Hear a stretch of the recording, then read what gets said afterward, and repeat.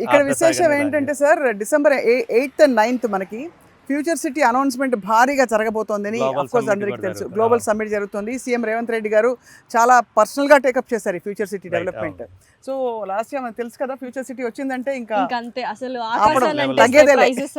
ఎందుకంటే 98లో మేడం సైబరాబాద్ నిర్మించేటప్పుడు ఇక్కడ మనకి కంప్యూటర్లు వాడటమే రాదు, ఇది అవసరమా అన్నారు. అవును, డెఫినెట్లీ అది హైటెక్ సిటీ. ఇప్పుడు హైదరాబాద్ నిలబెట్టింది అదే, తెలంగాణ టోటల్ రాష్ట్రాన్ని నిలబెట్టింది అదే.